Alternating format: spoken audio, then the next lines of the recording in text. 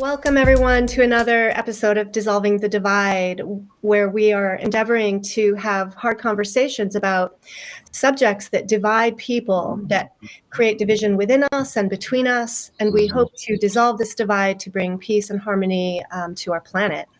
And we have a wonderful guest today named Dan Arnold. And I'm going to let Derek introduce him. And I'm Leslie Powers, and this is Derek Bartolicelli.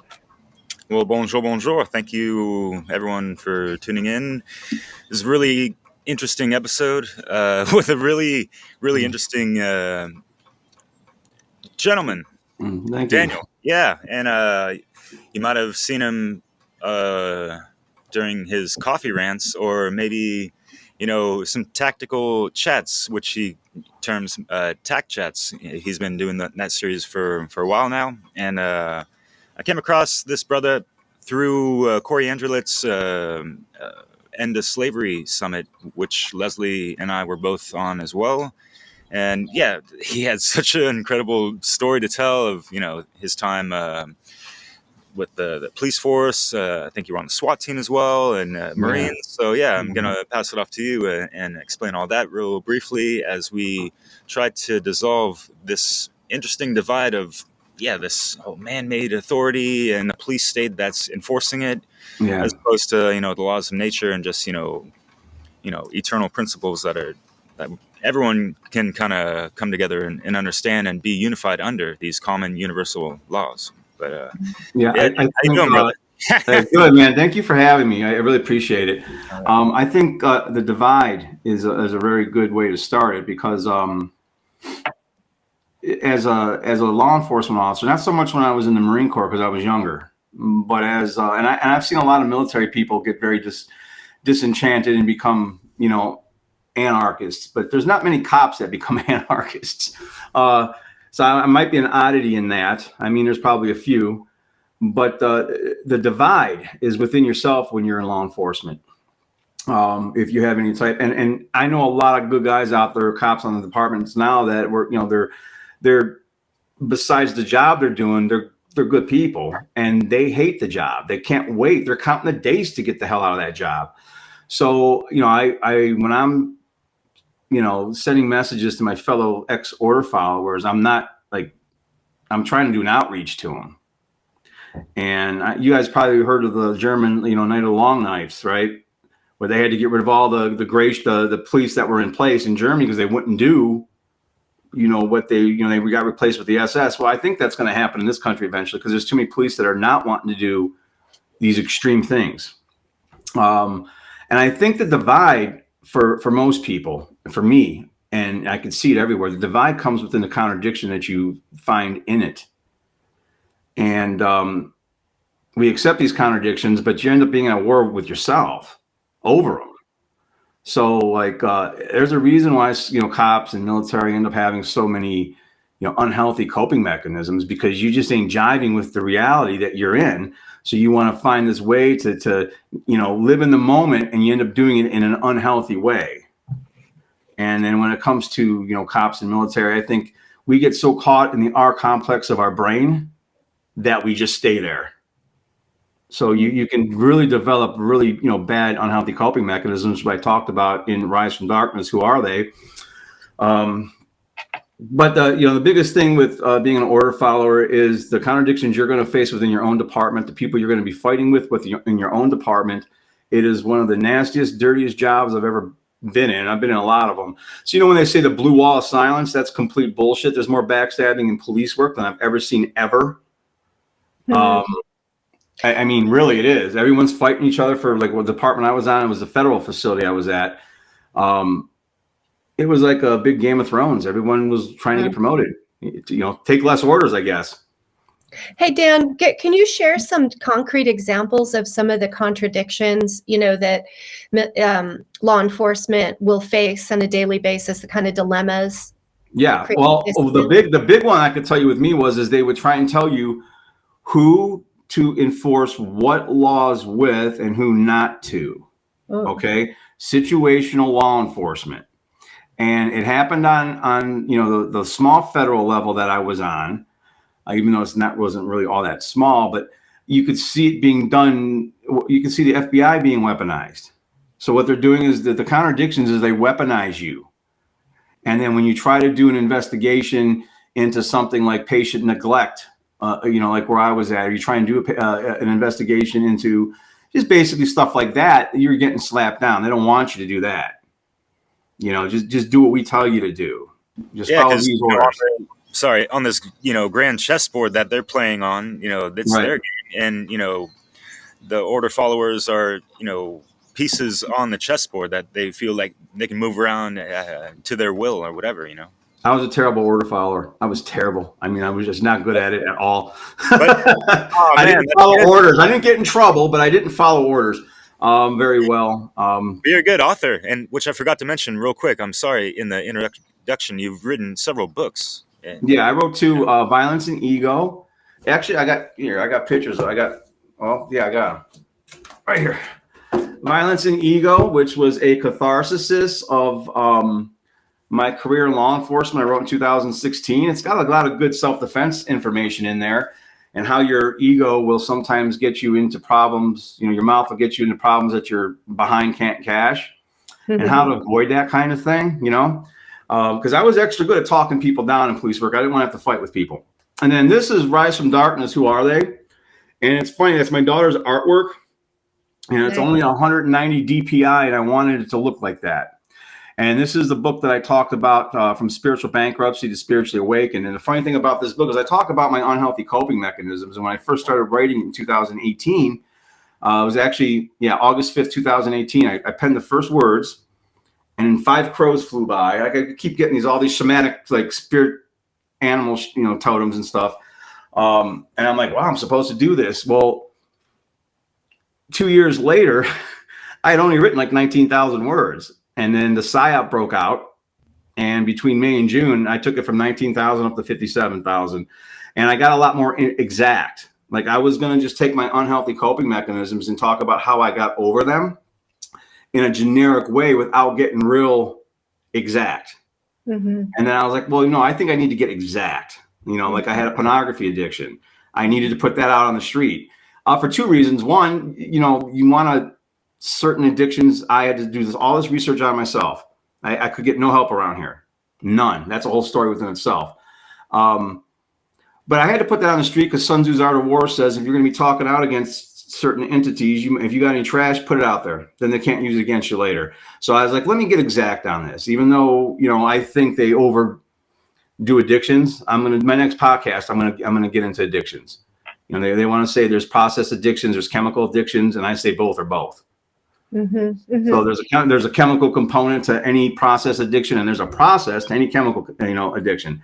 So I had to do all this research and find out for myself. I couldn't go get help because the system I was in around here were using psychologists and people in mental health against me, and I didn't trust them. I've seen too many things where they worked PRN and people knew people. And I was just like, okay, I'll do this myself. I'm cool. Right. And my last podcast that I just did, Tech Chat 48, I unpacked like an hour's worth, like the first, just breaking the ice about Rise from Darkness. Who are they? And started off how it all happened. So guys, you get a chance, go check that out. But yeah, I mean, the contradictions you have on the job, they're going to internally tear apart at you. And you take this oath, like I took this oath, and the only thing that we pay attention to, even the cops who end up getting badge heavy and turning into bad cops, they still got this fantasy of protect and serve in their head. And that's kind of what I stuck with, the protect and serve. And, you're not going to do any of that other stuff that they're talking about and enforce whatever laws and blah, blah, blah, blah, blah. Well, no, you want to serve something greater than yourself. And I was serving something greater than myself, but it wasn't good. Right. And that was a hard pill for me to swallow. Right. So there's this moral relativism within the force. So the average person is thinking, oh, laws are, something we all need to follow, do the right thing. And they're expecting that laws are applied equally. Right. But the reality you're saying is that those laws are not applied equally. No. That some people get get to do what they want, and the law enforcement turns a blind eye, and other people are being targeted. Is there a socioeconomic difference in who gets in trouble? And from what I've seen, it's well, of course, there can be some racial components to it, but it's not as racial as some people think. That's part of the mind control divide. They're using race as a dialectic that's way worse than it actually is. Race wasn't even invented till like 1858, and no one paid attention. I mean, everyone knew we were from separate countries and stuff, but they're making that into a dialectic just to divide us in any way they can. I talk about that in the book too. They're using gender, they're using everything. But there's a little bit of that, but it is economic, because I think they've monetized the entire criminal justice system. I worked in a prison, and if you have a good lawyer, you might not, go to prison. If you had a public defender, have fun. So it is a monetized system. And it's not only social economic, I think sometimes it's status, which would be the social part, I guess, because there's certain people that they didn't want us to do investigations on, or you couldn't write a ticket to. But you can for these other people on these other things. So like you got a whole book. I forgot what title it is already. It's been so long since I worked in it, but it's a federal title. Oh God, what's the criminal title? I'm not making myself look good here. Cut this part out. No, I'm joking. You can leave it in. No, but you got this whole federal criminal code that you have supposedly the statutory authority to enforce, and then they tell you got this discretion on what to enforce and what not to enforce, right? I gave a lot of breaks because of that discretion. I wasn't messing around with victimless crimes. Even back then, I was kind of enforcing natural law, because I only put 2 people in prison my whole career, and they were sex offenders. Everyone else got breaks. I wrote a few tickets in the beginning. I made this lady cry, and if you excuse my language, I won't swear very often on here, but after that time when she cried, I was like, fuck this, I'm not doing this again. I felt like crap. So, I'm not making money for the city. I'm not making money for the system. That's not what I'm here for. I'm supposed to be here to protect and serve, right? Peacekeeper. So you got all these ideas in your head and what you want to be, but then they're constant. And then they'll tell you and the public that that's what you are, but behind the scenes, they're not. Behind the scenes, I mean, any cop that's honest will get up and tell you how much bullshit's in the system. Certain criminals. What's that? No, I was just going to say, you brought up a really good point, and maybe you can delve into this a little bit more, just because, for me on the outside looking in, and I've been in the prison system a couple of times, and it just seems like once they get you in there, it's like, gotcha. And it's really hard to get out. And these things linger on, and, having to pay whatever. A lot of money. Yeah. So, in California, I realized growing up in the 90s, 80s and all that stuff and this was talked about in certain, hip hop songs growing up and stuff that were, keen on, what the hell was going on in a sense. And just they noticed that there's more prisons being built than actual schools, for example, even though schools, whatever. Prison anyway, but But it's just like you said, it's this monetized, thing. So it's they have to make money, and they have to make money off of people, and officers have a quota that they have to meet at the end of a month. That's completely fucked up in society. It's an unwritten thing in a lot of departments. It's unwritten, but you're told. You're pressured that they want you to do it, and I never did it. In fact, there'd be this one guy, he's like, I got 14 of them today, blah, blah, blah, blah, speeders. And I'm like, dude, why are you being a road Nazi? And why are you telling me? Because I'm going to go 25 miles per hour over the speed limit on the way home. Why you do it? I never got into that. So there's a little leeway for people. Oh, there's a lot of leeway that cops can use, especially on the minor misdemeanors. And I always joked around as I didn't want to be a Mr. Meaner cop. So that's why I wouldn't give out those types of tickets. I just didn't want to do it. Are there quotas? That's kind of the word that I hear. There's quotas. Yes, there is. Not officially. Is there competition in a way? Who? They'll have little competitions here and there. Whoever writes the most tickets in this month, blah, blah, blah, blah, blah, blah. And they used to have stuff that was really bad. I'm talking back in the 90s. Towards the 2013-ish, 14-ish, it wasn't really so much then, but you'd write X amount of tickets. It would help for the city party or the FOP party or whatever. You'd get, they'd get these little. It's the most minor thing that goes on in law enforcement that's wrong with it, but it's still wrong. You know, it's like the prison system. I've seen guys who, like, if I ever caught a case and went to prison, just put me in population. I don't care if they all know I'm a cop. Let me get into a fight or two, and then people leave me alone, and I'll be around other human beings. I've seen people that got put into protective custody, they got put in the hole or segregation unit, they used to call it. It's the most inhuman thing you can do, is to isolate somebody like that. I mean, it's bad. Like, you shouldn't be in prison unless you actually murdered somebody. And then I think in a real anarchist society, in a free, higher spiritual society, if you did something that was that horrendous, you get put out of the village, so to speak. Mm-hmm. And anything else you could be rehabbed on. Yeah. I know they got villages where if you mess up, and this is like over, I don't quote me on which villages, but I read someplace where instead of like punishing somebody because they made a mistake, they messed up, the village would all get around them and tell them all the good stuff they did. And then, hey, don't do that again. Mm-hmm. So instead of shaming somebody, it's reminding them, hey, we're all human. You effed up a little bit, so let's not do that again. And I kind of dig that idea. I kind of picture a spiritual anarchist society being like that, mm-hmm. as opposed to this monetized prison system where so many people, like, Derek, honestly, you don't seem like the type of guy that would go to prison for anything to me. I sold weed and stole a bike. And how about that shit? Petty theft, but they bumped it up to grand theft. Really? Rapid, yeah, like a shitty bike back in early 2000s before electric bikes. Right. They valued the bike over like a whatever umpteen amount of hundreds or 1,000, whatever. And it goes over 500 to make it grand theft. That's what turns it into a felony in most places. I don't know what California laws are. I hear they're really bad there compared to other places, but I see that's another thing. I've seen a lot of people doing time for weed, for dealing weed, for smoking weed. And I'm just like, man, that sucks. Like I would talk to the guys and like, I smoked so much weed when I was a teenager. I feel bad for you, and then you're there. These guys are in there. And I had, I got more prison stories in 5 years of working in a prison than I have in over 20 years of being a cop for various places. I've seen guys that were in there for smoking weed or dealing weed, even if it was their second or third time or whatever, dealing a green leaf, sitting next to a guy like Dr. Lecter, because I worked in a closed maximum. Reception center. So they all came through us, and then they'd get classed to go where they go. I had a guy who literally ate people in my pod. He wasn't supposed to actually get to regular population, but he accidentally did. He was in my pod. All 5'3" of him.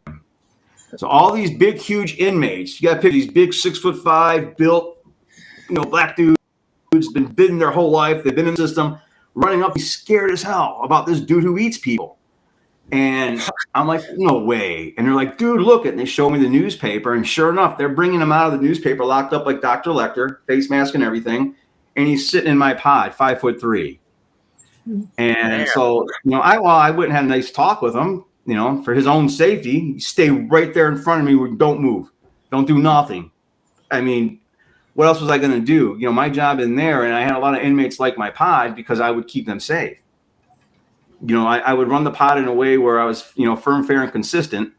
But a lot of them liked how I did it because I'd keep them safe. Because a lot of inmates in there, prisoners, a lot of people, okay, let me quit referring to them anything other they are. A lot of people in there aren't in there for bad things, and they need protection from the ones who are. Yeah. And there are some really bad people in those places. I just don't think somebody doing, selling weed, what kind of education is that guy getting? Right. I was going to ask you, what do you think? No, but yeah, the prison, it kind of creates criminals. Let's just be honest, it's criminal college. Yeah. That's what I was going to ask a little bit more about the impact on these sort of nonviolent, no victim criminals, right? What they're called criminals. On what is the impact of being in prison on them? Well, I can tell you the impact from my standpoint of looking at it. I know in my life, in the contradictions and in the that inward struggle that you have with a lot of things, or you get done unfairly by somebody, you end up having this amount of resentment, right? Mm-hmm. So the big thing that I seen from these guys is they're in there and they end up growing a lot of resentment. Yeah. So then they're going to get out. I'm no psychologist or nothing, but they're going to get out and have antisocial, issues. They're not going to like people. They're not going to be able to get a job. So society then shuns them, and they're not even in there from anything bad, and they turn into these really bad people.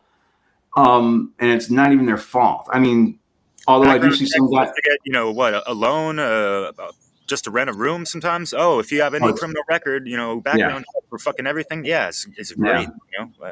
It can really ruin people's lives, and what will get you angry. And this is why I think a lot of the work being done by everyone in the One Great Work Network and by Mark Passio and is understanding objective morality, because these people weren't doing nothing immoral. And that's the biggest thing that I would try to get through to, my ex-former order followers is we're not going to instantly be able to get rid of all order followers. So this isn't going to happen overnight, but use your discretion and don't follow immoral orders, and B, use discretion and don't mess with anybody if it's a victimless crime, because smoking weed or anything you put in your body is not a crime. It's your body. You own it, so like was never like big on busting drug people. I just wasn't. And when I wanted to go after some drug people that were selling heroin and people were ODing, they wouldn't let me. Huh, really? So I just wanted to keep people from ODing in the area that I was in. I don't even think, looking back on it, knowing what I know now, that I would have had a right to do that, because that's two people engaging in whatever two grown-ups agree to engage in. The risks is yours. Right. So thinking back on it, in my mind, I was thinking, hey, I'm going to help keep these, because we had like 4 or 5 people that OD'd and died. So I thought I was going to do some good, but thinking back on it, I'm glad I didn't. I'm kind of glad they didn't let me do it. But the reason they didn't let me do it wasn't because of objective morality, because it would make their place look bad. Right. So, there's that. And that's the kind of stuff that definitely still aggravates me a little bit.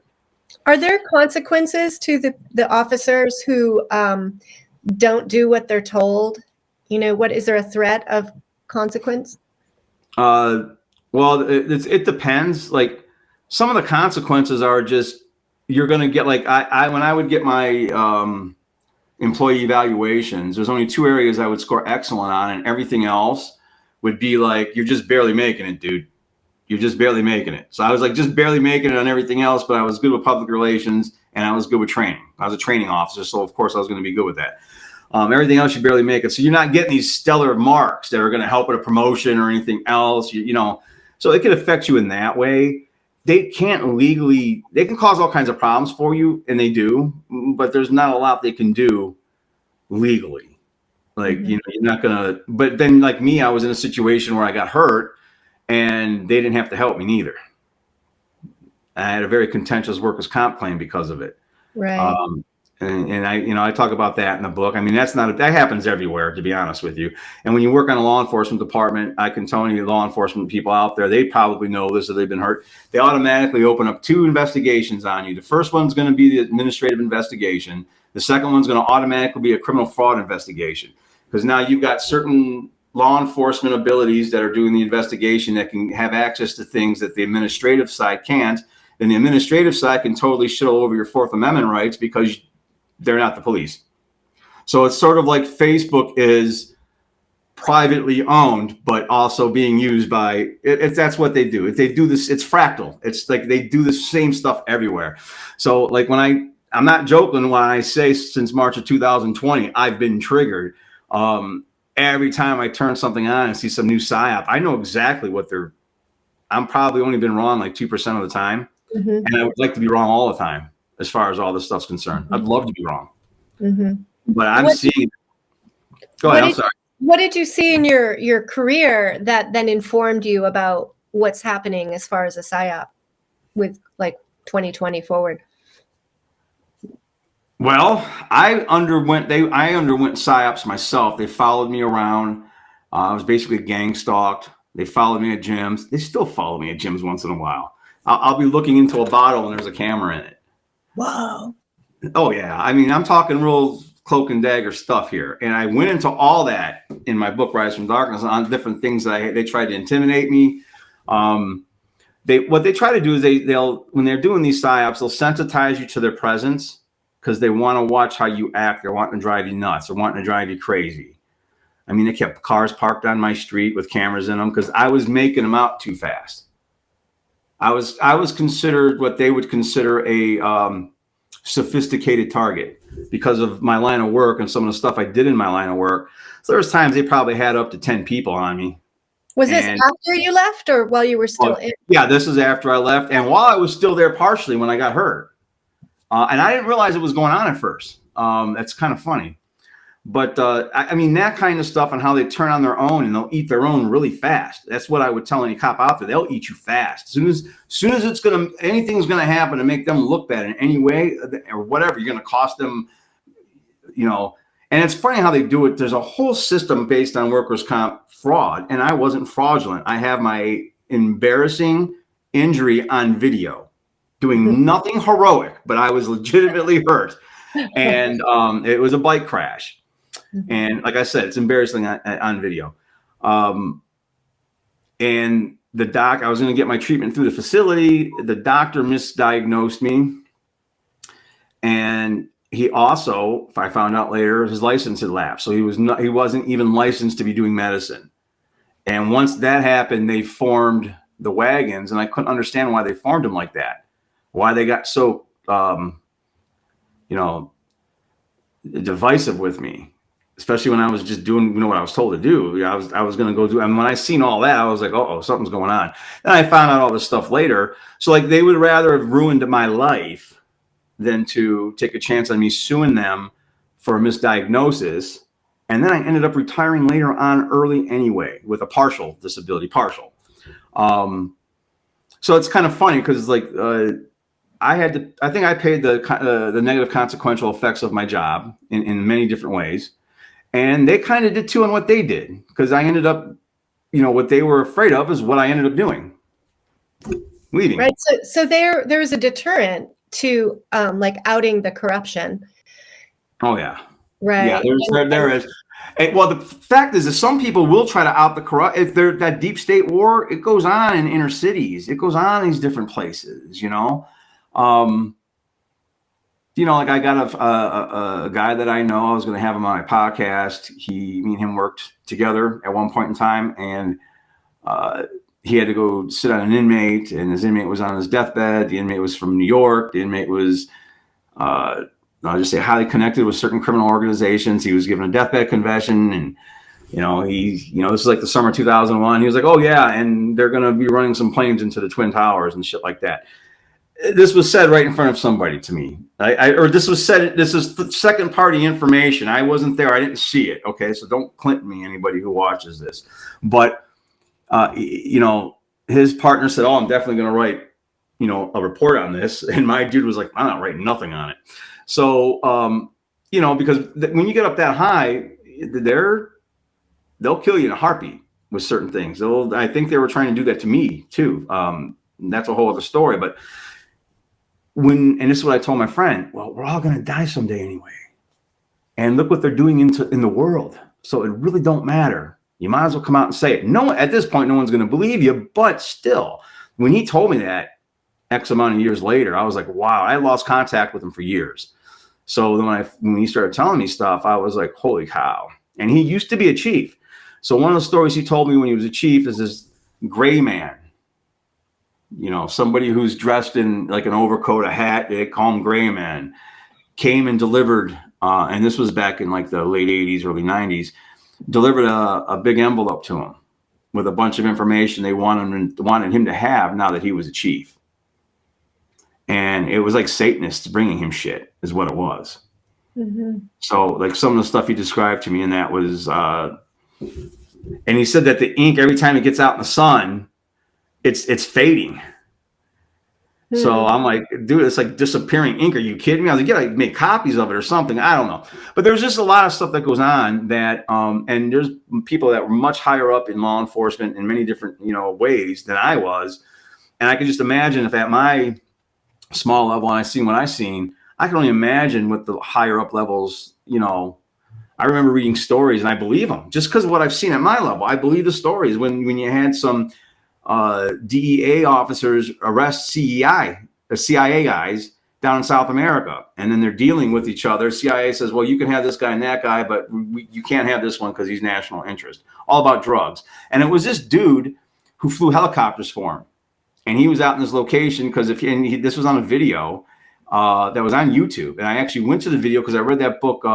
It wasn't Behold the Pale Horse. It was Mass Engineering Human Consciousness. And so they gave a link in that book. I think the link was on, or they gave a name. I was able to look the guy up. It was still on YouTube. And he was out hiding in the jungle someplace because if they found him, they were going to kill him. Because he was like, blowing the whistle on this deep state war between high level agencies. Mm-hmm. So what you're describing is that satanic network, really, right? That infiltrates. I don't know. Maybe the orders ultimately are from above coming down, and then the officers on the ground are being used for their agendas. Correct? Absolutely. And like one of the guys, this is so funny. One of the guys that was he was a tech guy at the place I worked. Me and him we were kind of friends, and hung out a few times. And he said, well, I used to be a Satanist, but now I'm an atheist. Now, of course, in my, in my ignorance at that time, right? This is like 15, 20 years ago. I was like, oh, you're just a bad Christian then if you're a Satanist. I had no idea. Mm-hmm. And then later on, I ran into a grotto. And it was funny because they always had these like really nice like little parties where they were like, you had to be special to get invited to the party. And I had a friend that worked at the prison who was literally he was one of their dogs that Mark described in his thing a couple years back. He was one of their dogs. Mm-hmm. So they had this thing that went on back in 2019. It was funny. So I was at this party and they had this thing where you got to go around this big mansion house and you could find these runes. And then you take the runes and you got to equate them to a number. Well, this is a long thing that my wife was there to help me with it because I wouldn't have probably met. But after we went, through it so much, I'm like, wait a minute, let's just go do something. You go down to a safe. You have to get the number and use the number to open a safe, but you got to go through all these runes to do it. And then you open it up and guess what the number was? We're trying all this stuff. And I was like, let's just try 666. And it was 666. It was just funny. But they wanted to see who was going to figure that out. And they were either looking for their next member or their next dog. And once I realized what they were, I left. So when I heard, I knew I was being tested. I knew there was some kind of test going on for people at that party is what it was. And I don't want to let them know I passed it. And then I found out who they were. And I'm like, I ain't going back to around them at all. Mm-hmm. And then hearing Mark's stories that he had from, when he was like deeply involved in it, even at the low level he was at, it all started clicking and making sense then. It just all starts coming together for you. And you take what you know and you bring that to the table and you see what other people know that they're bringing to the table. And next thing you know, you're able to put together this worldview that's actually pretty accurate and scary, which brought me back to drinking too much last year. And I have admitted this on podcasts. I'm actually too honest sometimes, but I was consciously drinking, trying to put myself back to sleep. I like turned into the fat Thor that was ashamed of himself and just wanted to drink himself to death. Like that's all. And then I was like, this ain't working. So I might as well stop. I'm waking up with a headache and the evil world is still here. So it's like, I'm not helping anything by this. So, I mean, again, that's another thing I got back under control. It's not an issue, but still, that's why I got this picture up behind me, balance. It's all about balance. Balance is the key. And any advice, balance is key if you're not hurting anybody. So I kind of get into that in my book too. And that's one of the things I was thankful about when I found natural law is I realized I wasn't some immoral piece of shit because I had vices. Mm-hmm.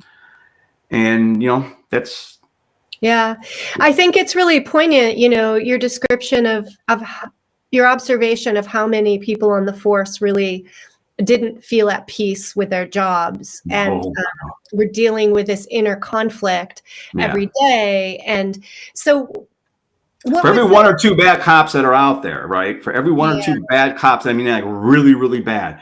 There's a whole bunch of other ones who are neutral or actually hate the system themselves. Right.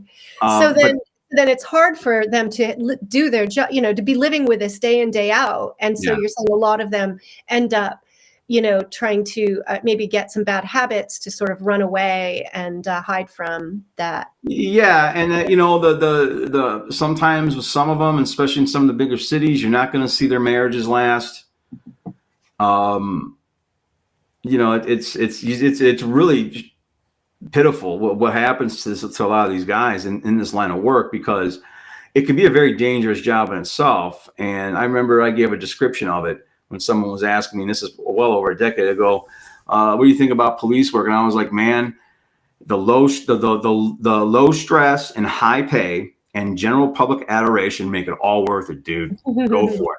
But of course, that's all a joke, but you really have no friends, and you have no friends within the department. That you become you get isolated in a certain sense at times. You might have a clique, you might have 2 or 3 guys you trust, and that'll be it. Mm-hmm. And if you even have one guy you can trust, 1 or 2 guys, you're kind of lucky, because I've seen so much backstabbing. It's insane. So there's addiction often developing among folks working in the force, and then a lot of trauma. And what is the attitude around, dealing with trauma and the effects of trauma on? Well, the effects of trauma, a lot of them don't want to admit it. And there's a reason why, because you're carrying a gun for a living. Mm-hmm. So when they've got their, what do they call them? EAP programs, employee assistance programs, where you can go and get counseling or mental health. Those are just public relations fronts, because as soon as you go to one of those things, you're going to probably end up losing your job. That's what they're afraid of. There's a stigma with the mental health thing, that I had to go get help, and these guys are and I wrote about this in Violence and Ego also.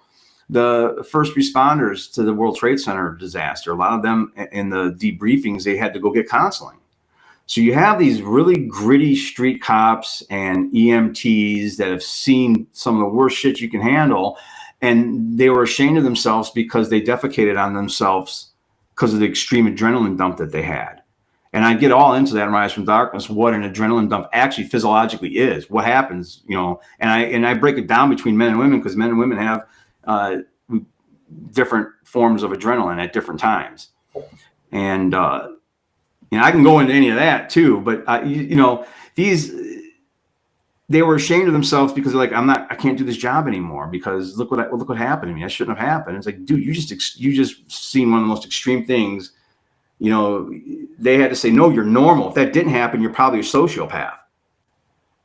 So it's like, there's that. No one wants to go get help. Nobody wants to go get help. Right. So the stuff that happens will eat you up inside. I was on the scene of a double homicide. We're human. That bothers you. It's going to bug you. And I had to pull the video for it. And I didn't even know I had PTSD at first from it. How I realized it is I'd be starting to fall asleep. And just as I'm getting I'm about to fall asleep, that scene would pop into my head and wake me right up. And that was my first real experience with, wow, I got PTSD. Mm-hmm. I guess that's what that really is. Now I could talk about it now because I've gotten over it, right? But at the time, it gave me some issues. I wasn't going to go talk to nobody about that. So this eats these guys up. And then what they end up doing is, and they warn you about this in the police academy, don't ever let it turn into it's an us against them. We're serving for them. So they teach you the right way in the police academy. A lot of times they'll tell you the right stuff, but then it ends up turning into an us against them. Who's the them? The them is all of you and me and everyone else out there. And you'll see a lot of cops that have nothing but cop friends. All they'll do is talk shop outside of, usually with other department cops. They don't get along with the ones in their own departments, but it'll be other departments.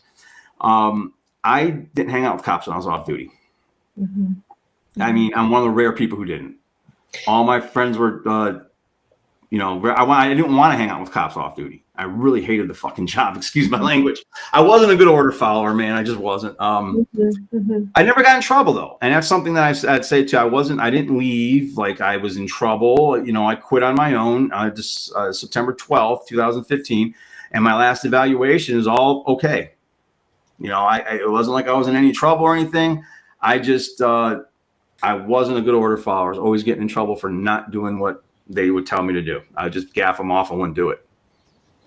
So it's like, no, I'm not doing, like, luckily I was never in a position that some of these people are going to find themselves in.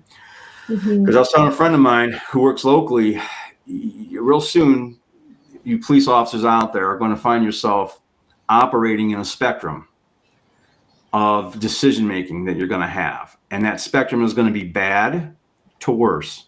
There's not going to be nothing good unless you're not in that system, or you completely are over here and you totally refuse to do anything immoral. And that's why I think the outreach on what natural law is and on what actual objective morality is so important, so they can understand what real morals are and won't follow any moral order. And because I think I've said this in other podcasts too, and I can keep going. I'll let you guys ask me another question. I know I talk a lot. These politicians know how to obfuscate orders. These politicians obfuscate that gray area. They know how to obfuscate morals better than anybody. So that confuses the hell out of police too. Oh, wait a minute, that was just legal. Now it's illegal. It's like, dude, think for yourself. Right. So what kind of response have you had from people in the police and military to your work now? Are you getting resistance? You know, I had a lot of the people that I was like would give me any resistance that would are still in my life to do anything like that were my friends to begin with. And I always, the one thing that I'll say, and when I say it, almost every cop on that job is like, well, he's not lying about that. And that's when I say they're all waiting to fucking retire. They're counting the days to get the hell out of that job. Most of them. Okay. And there's anybody who would give me anything, I'm not against them. I've told them in podcasts, I'm not against you. I just know you're going to be, it's easy for some of the older guys on the department who are doing their victory lap to say, I'm not going to do that. But I'm more worried about the 23-year-olds, 24-year-olds. Right. They got 2 years on the job. They just got married. They just bought a house. I'm worried about them, and their testosterone levels and their intelligence levels are all where they're not supposed to be for that job. So that's what I'm worried about, What advice would you give those folks? I talked to one of these young cops at the gym, and I gave him that exact advice. I told him, you probably just need to get off the job. They're going to give you immoral orders. And when they give you those immoral orders, you're going to have to say no. Right. If they tell you to go to houses and take people's firearms, what are you going to do? That's immoral. You can't do it. That's why I was very happy. I think it was Larkin Rose who talked about the sheriff's department that might have been in Chicago, who absolutely refused to enforce this gun confiscation law that they had passed. There's a lot of sheriffs that are going to do that. Yeah. But see, one of the things that happens every year around this time, it happens either in February. No, it's funny. I think it might happen in March. I think it happens in March. They have a national sheriff's conference in Washington, D.C. every year. So as far as I'm concerned, that's just to see who they can turn. I mean, period. That's just to see who they can turn. And I've got my opinions about certain sheriffs. What's that? I said, beware the Ides of March, eh? Well, yeah, exactly. 322. So it figures it happens around that time. And funny enough, they would start ops on me after I retired because they can't keep people on you all year long. It's not cost effective. See, when they know when they know that when they know your stuff is legit, they go into what's called cost containment. There's a whole industry on people who fake injuries and lie and stuff. There's a whole industry on it. There's a whole job thing on it.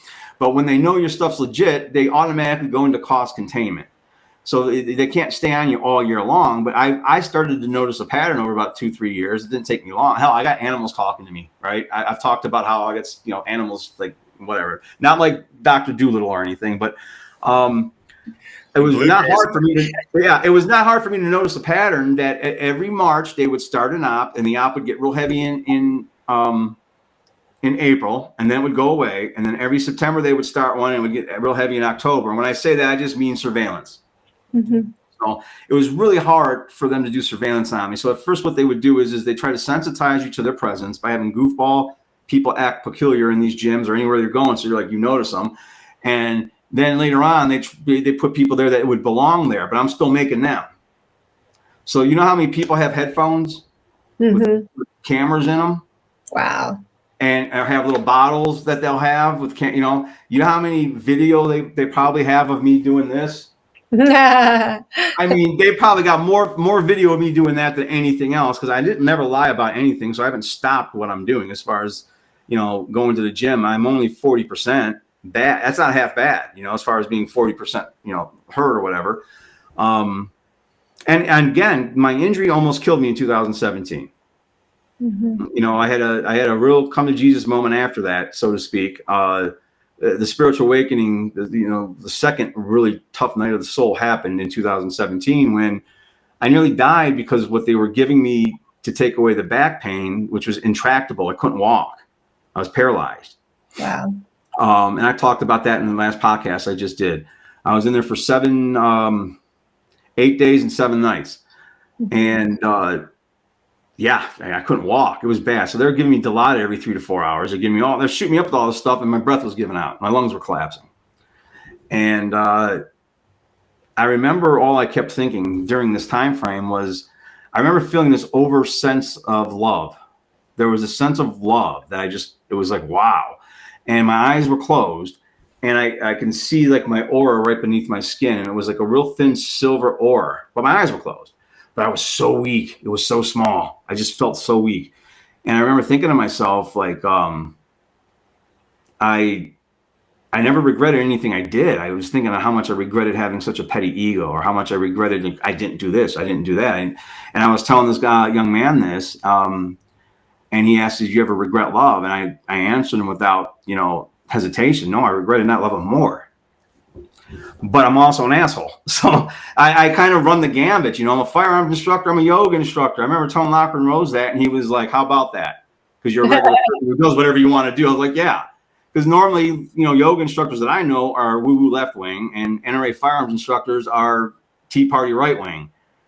And it's like, man, get over this party stuff, man. It's just more dialectic separation to separate everybody.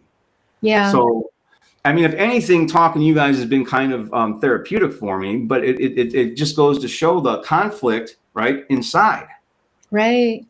You know, yeah. So it's like, you know, we want to like close that divide. And that's what this shows that you guys are doing, is how do we close that divide? Well, the divide first has to get closed within yourself. Once you can say, hey, I'm not going to accept these contradictions. Right. It's been hard, right, for police officers over the last few years, because there's been this intense criticism and attack on the police force, and then this other polarity of defense of the police force and compassion. Yeah. And you know, how do you bridge those extremes? That would be the toughest thing for me, because when I was looking at in 2020, what I was seeing was the very worst of the police. Mm-hmm. And I mean that from, you know, what are they called? What was the guy wearing the purple mask with the hammer? You know, agent provocateurs, right? From agent provocateurs that are definitely involved in law enforcement in some capacity or another, right? To, hey, don't do anything while this property is being destroyed. Okay. When they should have been protecting people and property. And then when they're given the go-ahead, stop this, they're using excessive force. Right. Now, I know some of that was fake. Some of that was WWE. Some of that was street theater. I know one particular one, I'm not going to even say it, but it was street theater. But there was a lot of excessive force that wasn't street theater, let's face it, like a whole shitload of it, right? Mm-hmm. So to bridge that gap, and again, the only way to do it is the way that we're trying to do it now, and is to get them to think for themselves and understand that, you know, what is really moral and what isn't. Smoking marijuana is okay. All right. Keep arresting rapists, keep arresting murderers, keep doing that stuff. Right. Mm-hmm. But yeah, I don't see it getting any better as far as long as they're keeping us at war with ourselves and war with each other and war with all these different, you know, separating dialectics to keep us fighting one another. I don't see it getting better. And here's what I think. If we were to be allowed to organically evolve, mm-hmm. I think within 3-4 generations, we would be on a much higher level of consciousness. I'm talking almost telepathic between mm-hmm. each other. And this is just a theory, but I'm called a conspiracy theorist all the time. So, okay, this is one of my theories. It's not an actual conspiracy, but I think the reason why they want to chip our brains is because if we were allowed to, this is just stuff I think about. If we were allowed to actually organically raise our consciousness level to the point where we could telepathically talk with each other, even if it's just imparting an emotion on somebody, not in a whole conversation. I'm just talking an emotion. Empathy, yeah. Any type of emotion, if we could start to tie that telepathic ability in, say, 3-4 generations organically as we evolve, which I think is where humanity would go, because nowadays, more and more shamans are being born. More and more people with natural psychic abilities are being born. Although you can develop them, so there's more people being born with a natural aptitude to them. And my next book's going to be about psychic phenomenon. That's cool. Maybe it's nature's response, Yeah, I think this is, they know this, and I think this is why they want to put chips in people's brains. And hence all the extra needlecraft with the scheduling, No, I've got so many theories. I got so sick of being called. But hey, man, I got a theory because the universe is conspiring with us to do some good in the world, I think so too. All that, conspiratorial crap and all that. Yeah. To conspire, to breathe, together on a subject such as, what we're talking about, dissolving the divide in so many ways. Yeah. Man. What I'm seeing, and I think it's really cool, is it's unfortunate it needs to happen, but I still think it's really cool, is this venue, this medium is bringing everybody together that normally wouldn't have brought together. So I know it's being used, it's betrayed us in a certain sense. Technology's betrayed us in a certain sense because it's in the wrong people's hands. But it's also being used to help. Like, I would have never thought, I got to interview David Icke. Wow. Who the hell am I to interview David Icke? I just, on a whim, said, I'm getting sick of being called a conspiracy theorist. Hell with it. I'm going to message our king and see if he'll talk to me. And he said, yeah, how about on 411 information? I thought that was kind of a cool thing. So I got to interview and talk to David Icke for a couple hours. Who would ever thought that you're going to get together with people and we're getting together for one human cause?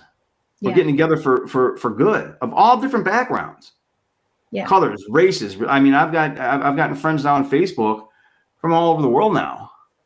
And then there was the PSYOP fake accounts that I had to get rid of. That's going to hit us all. But there's hope. There's definitely hope. I don't like to get on there and sound like, oh, this is that. I can tell you right now, we got to keep doing this, because as soon as we quit talking, the bad stuff that's going to happen is going to be really bad.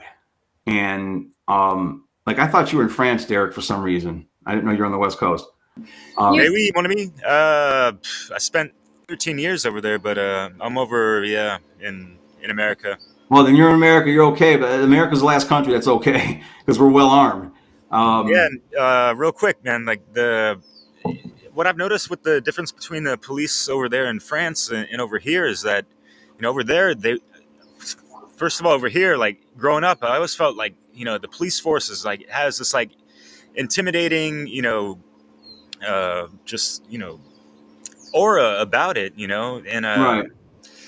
And it's almost like it strikes fear, and it is based off of this, fear-based mind control and what they've been through. It's, it's flipping the negative cycle onto the people, because, police force and all that, they're pressured and, have this fear of, possibly losing their jobs or, losing their life even, or whatever. It's a dangerous job, as you said. But the police force was not all that militarized in France for the longest time. It was really until those, false flags and stuff and whatever actual events that happened in regards to Bo-Katan and other, shootings and what have you. But I noticed, huge militarization of the police force, because they were almost like a joke compared to especially police in America, just with their kind of funny little cars sometimes or whatever. And, but even when I was a full-time cop as a training officer, I wrote a whole article against the militarization of the police. I wrote a whole article against it, because if you give new tools to tools, they're going to find an excuse to use them. And I'm not saying don't have some stuff. I was on the SWAT team. I get it. Don't have some stuff in case of bad situations, but you don't need tanks. You don't need all this military surplus that they're handing over to I didn't agree with that myself. It was too much. So that was one thing.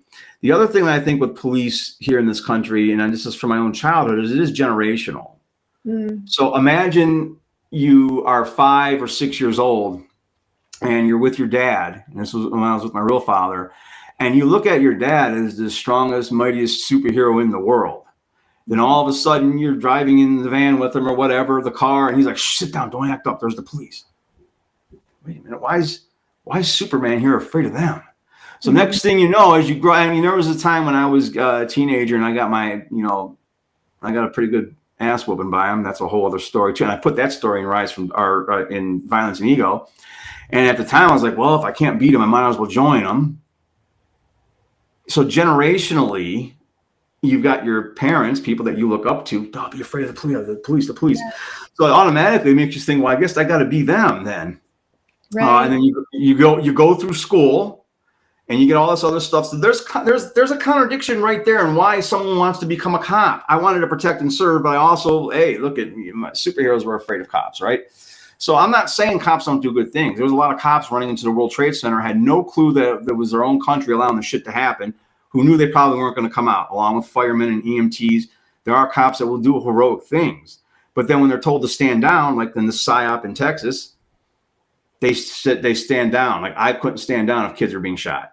Right. I actually did a whole podcast on it. I was so pissed about it. My podcast doesn't get a whole lot. Who knows how many people will see it, but I know what I'm seeing, and I went into a theory on why I think that was just a false flag. But so have you seen trends, that you can identify since when you first entered the force to what you're seeing now in like the gradual changes to become a certain way, I would say that I think the trend of everybody having cameras is actually a plus.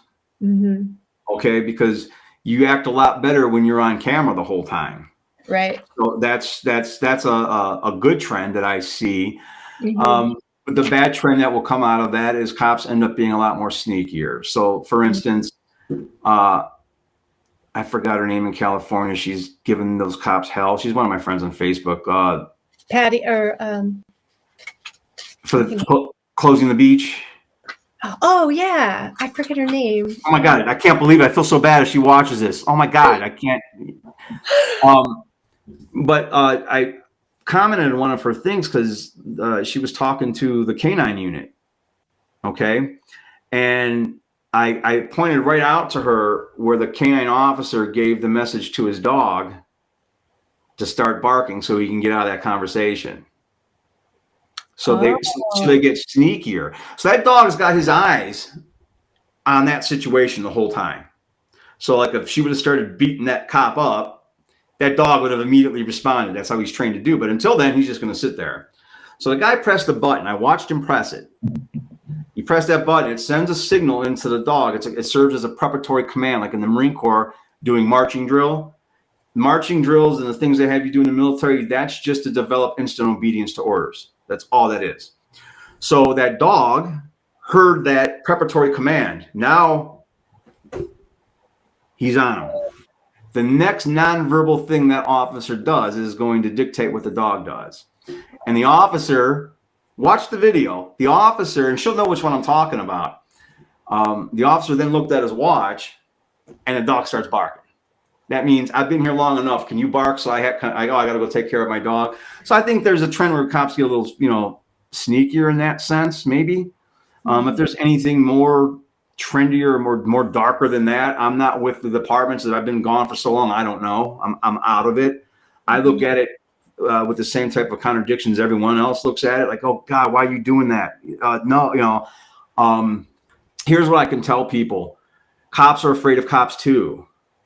So like when I was an active cop and I was off duty and I'm driving and a cop all of a sudden pulls out behind me because I'm speeding, my first thing I say to myself is, fuck, shit. Like, we don't want to get stopped either.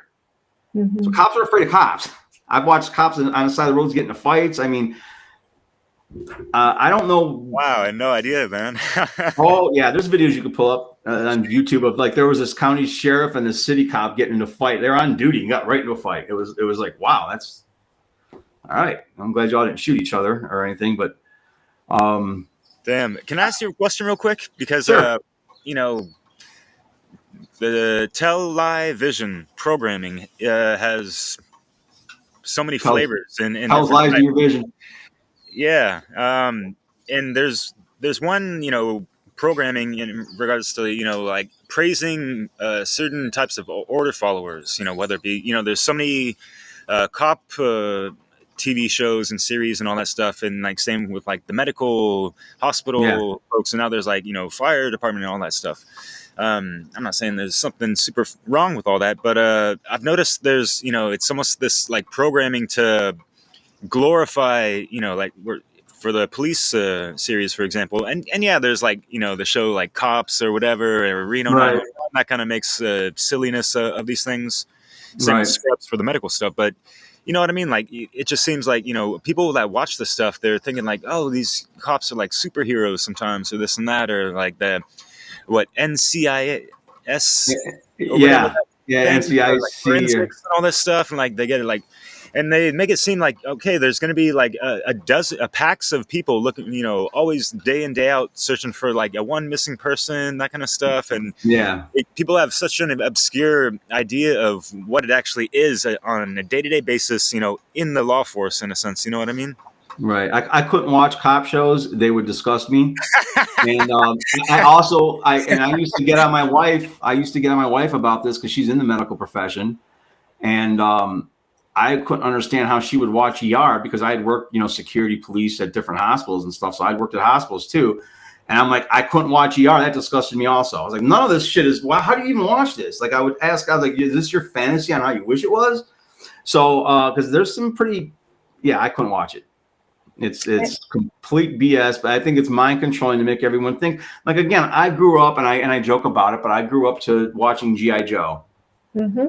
Little did I know we really would be fighting Cobra, the faceless reptilian someplace. Like what did Hasbro know? Draconian, man, shit. Yeah. So like you grow up watching all this stuff, and you're like, okay, this is what I'm gonna go do. Especially little boys are trained to be heroes and action and all this and all that. And I talk about that too, about how our adrenaline works between men and women. When women's adrenaline kicks in, but theirs usually kicks in a little later. Go ahead and share more about that, would you? Yeah, sure. So like the adrenal gland, of course, sits above the kidneys. And whenever you are faced with extreme stress, a fight or flight, right, it immediately dumps a cocktail of chemicals into your blood, adrenaline being among them, which will cause your heart to probably triple within seconds. And what it does is it pulls it pulls the blood from all the major organs into all the major muscles to get ready for fight or flight. And that's why sometimes back in the medieval days, somebody would take an injury that is obviously they're gonna die from, but they didn't die right away because they weren't bleeding out.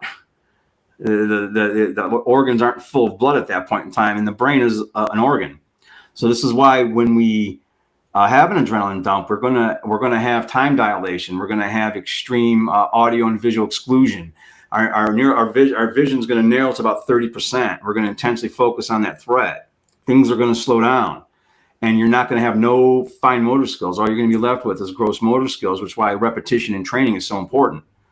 But the reason why women's is a little bit different is the men's are a little more quick, right? That saber-toothed tiger comes into the village. The men, boom, right now, we got to fight it. Well, the women got to keep their wits about them a little bit longer to get the kids and go get the kids out of there. Exactly. And then by the time the men get eaten by the tiger and are approaching the women, now their adrenaline is kicked up to fight. And I would just say, have you ever been in an argument with your girlfriend or your wife, and a half hour later, after you went and calmed down and came home, and you're like, hey, everything's fine, she's just getting going. Mm-hmm. So that's part of how the adrenaline works between men and women, and I think it's something that should be celebrated, not obfuscated, as far as gender is concerned.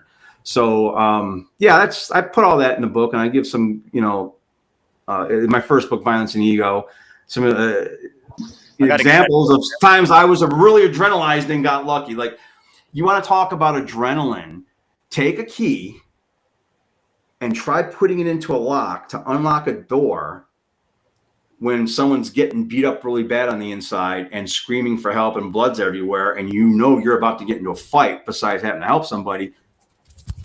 Yeah. You turn into, it's crazy.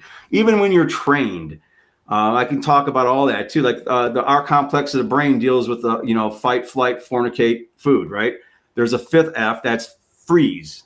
When it comes to self-defense, you'll freeze. And the quicker you could break the freeze, the better chances you will have of surviving that encounter. And it doesn't matter how, like the highest trained Navy SEAL will freeze. Everyone freezes. It's just the more trained you are, the quicker you break the freeze. How do they train people to do that? Well, I forgot what the training's called, but you would know it if I said it. You'll have a word, or you'll have like 2 words that you'll say to yourself when you freeze, and those 2 words will help you. Like when you tap your finger. What's that called? You know what kind of therapy I'm talking about? God, I gotta look this up. Like cognitive recall or something. Fuck. Yeah, because you think this thought, you tap your fingers, and it reminds you of that. I forgot what. Like a classical conditioning, association. Yes, it's that type of association. Right. So like there's a mental, like I would say, move now. It wouldn't matter what I did, but my mind would say, move now. Right. And I was real used to that. And I'm telling you, I'd probably still be okay. I probably would still break my freeze quicker than most people, although I'm not in that line of work anymore. You'd be surprised at people who are trained and in that line of work who do freeze up and are complete cowards. I mean, so I couldn't tell you, like when I worked in the prison, for instance, I could just, there was this guy who was watching his officer get thrown over the second tier, and he froze. He wouldn't help the officer who was about to be murdered. And it was a female officer, brand new, jumped on the inmate's back. So like I got a lot of respect for women. She obviously had that right balance and knew when to take action where the guy froze up. So there is no absolutes. I hate to make blanket statements on anything, but so to kind of program that response to deprogram, your freeze, your natural freeze response, is that from in the training that you did? Is that like just repeatedly practicing? Like how did that over and over and over again? And then what really brings it about is real life experience, because there's no amount of training that's ever going to actually do that for you. You have to have the real life experience, and that comes with time. There's no way of getting around real life experience. You get the training, but then you have to actually have the experience, right. And you get easier, and it gets easier and easier for you to immediately break your freeze and go, the more experience you have. So do you see, like for the folks that are in there for years and years and years, do you see that officers get more detached? I know what you're going to say. Yeah. Empathy and emotion. Yeah. They get apathetic, apathetic to violence. Like I seen this guy, he was a old, out of shape looking chief, but he had been a cop for many years, very kindly walk up to somebody that was fighting, and they were wrestling with this guy. And I don't know what the whole situation was about. He just stepped on the dude's hand while he's drinking coffee. Okay. Like this is normal shit that goes on here, right? No, it's not. it's not. So yeah, what happens? They become very apathetic to violence, and it's the same thing with combat. Soldiers, combat veterans. They get very apathetic to it, and something that I would warn anybody in the mental health profession, because I had to deal with it myself, is secondary PTSD from hearing these horrific stories. Yeah. I had to deal with a lot of combat vets, and I would hear horrific stories, including people I worked with, who had problems because they were involved in serious combat in Fallujah, and then all of a sudden there's a bang or a noise over here, and he had swung around and he shot and killed the mother and her daughter. He couldn't get over that. That did him. Yeah. But you're in the middle of combat. You don't wait. You shoot and ask questions later. And how many women and children, how many innocent people were murdered for that psyop fucking war? Yeah, I got my adopted son out of the Marine Corps. I didn't want him to be the first kid on his block to get a confirmed kill. So after those many years in the Marines, he got out as a sergeant and never had to do anything, thank God. But is there compassion? Yeah. Is there compassion for these folks who witness these horrific things, and then you go back? Is there what's the process for helping?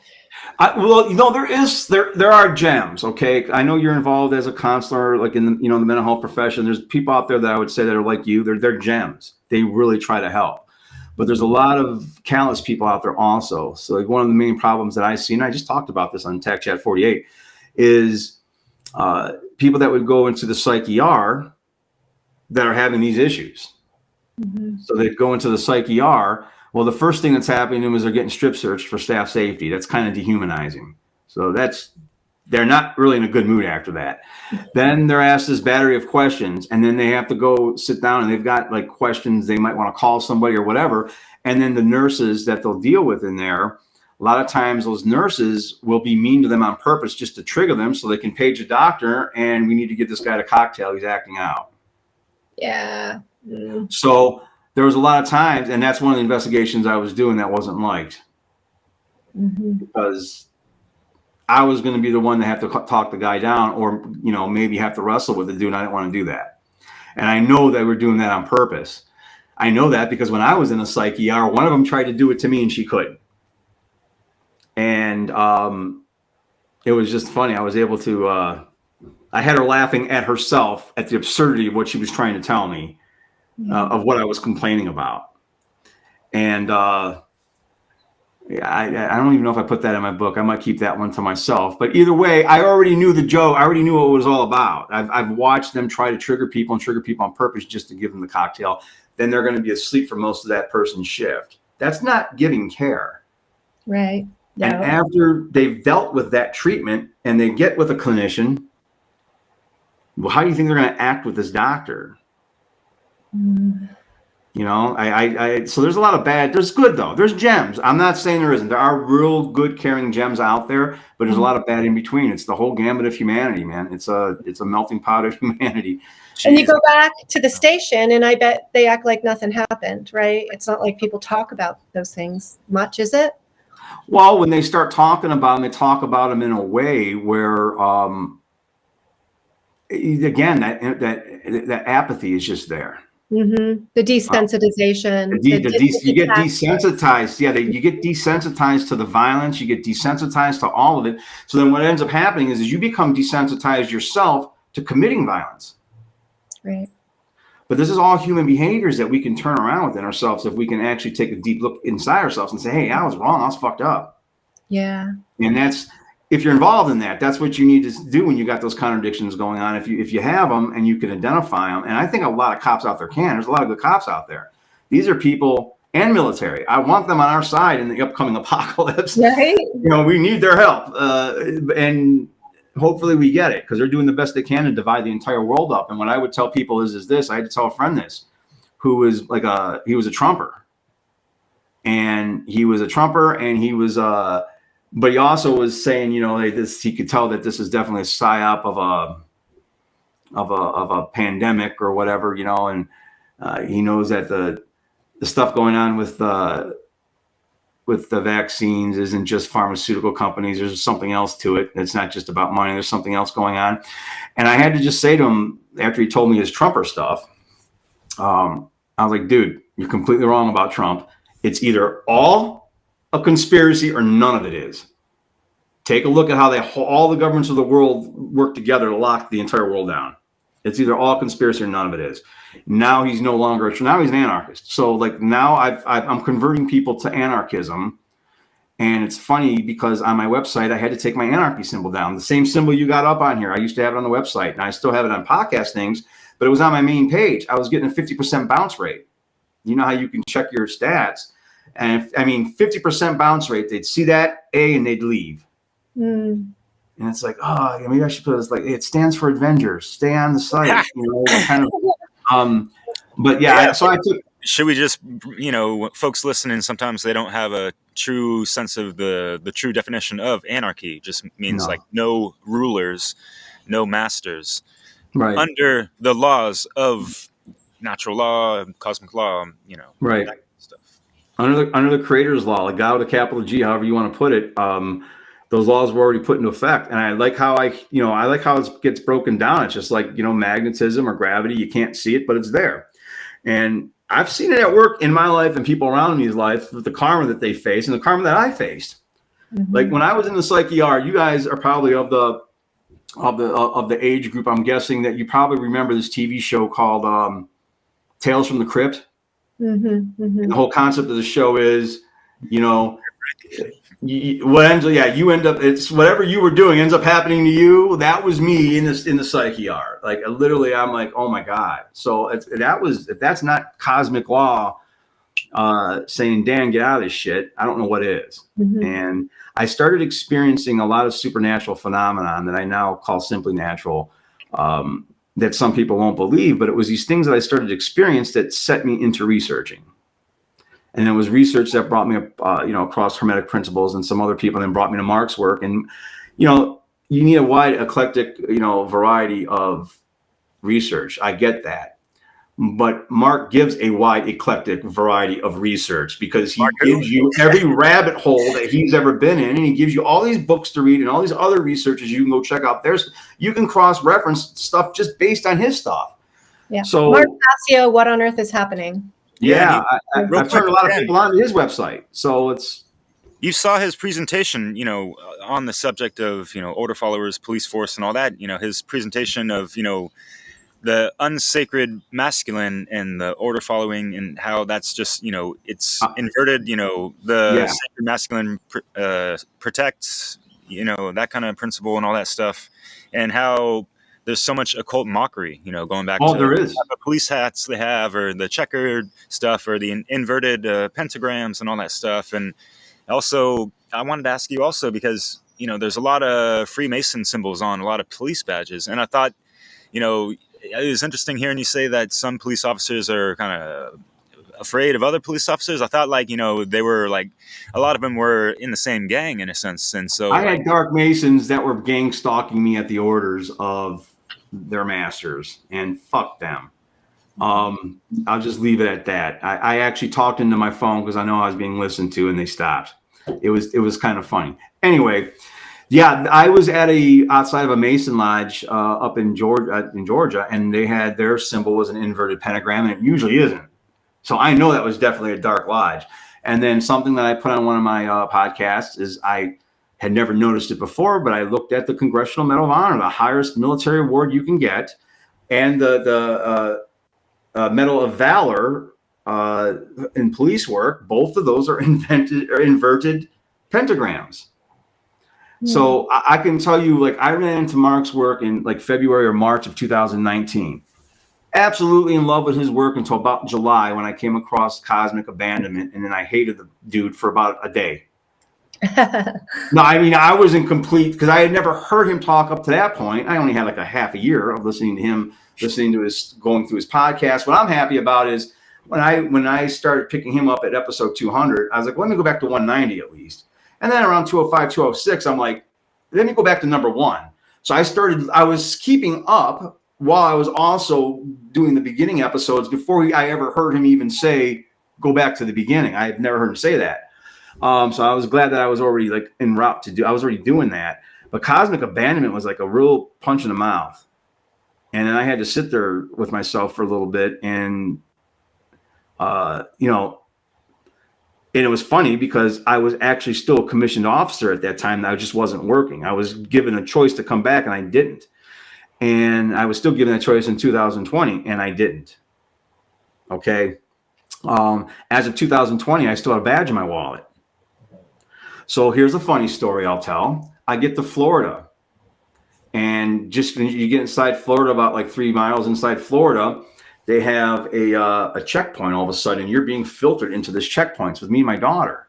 I'm very upset I lost the audio. I had audio of it. I'm like, I'm going to audio this. Audio has saved my behind in my life. So I've already recorded a lot of things. And I'm audioing this. So as I pull up to this checkpoint, already knowing that, there was a COVID-19 checkpoint. And if you had a temperature, they were sending you over here. So I pull up And I look at this dude, I'm like, what's this about? And he's like, yeah, we got to check for, what state you're from and check temperature, whatever, and see, driver's license.